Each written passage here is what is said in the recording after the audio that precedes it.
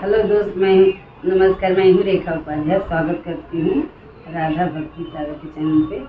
आज हम दोनों बहनें मिलकर एक सुबह गीत सुनाने जा रहे हैं। आप सबको अच्छा लगेगा तो कमेंट में ज़रूर बताना और अपना प्यार दुलार आशीर्वाद जरूर देना। अगना में बैठे हैं देवरा तो भाभी जी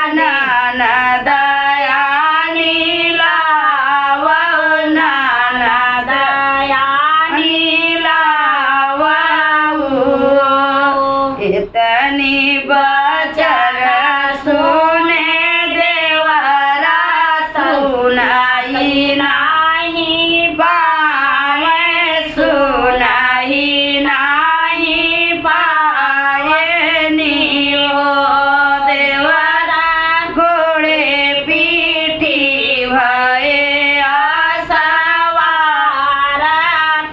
बहिनिया दे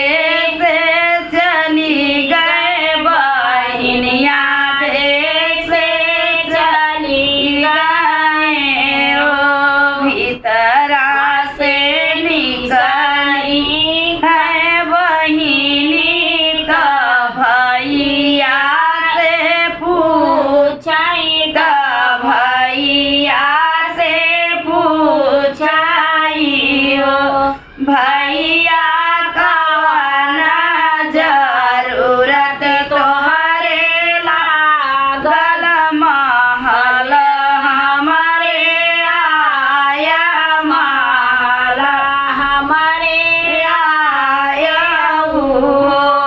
भैया कवना जरूरत तोहरे लागल महल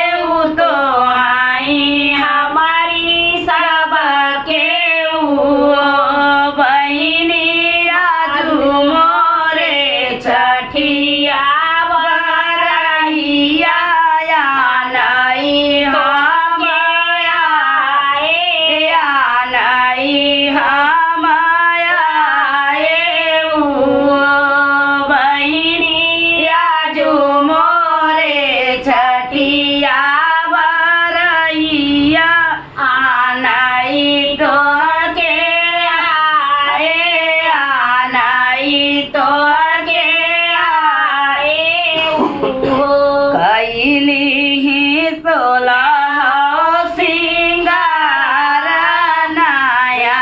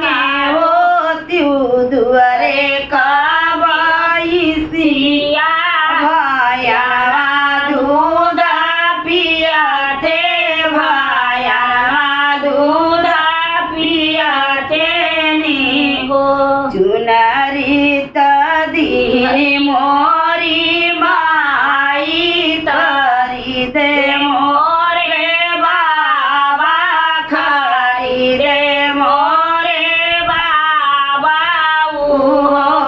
ननदी नहीं दे भैया पानी चुनरिया चुनरिया हमारी सुंदर चुनरिया हमारी सुंदर हो ननदी जाऊली है होते न तोरा बीराना चुनरिया हम दे चुनरिया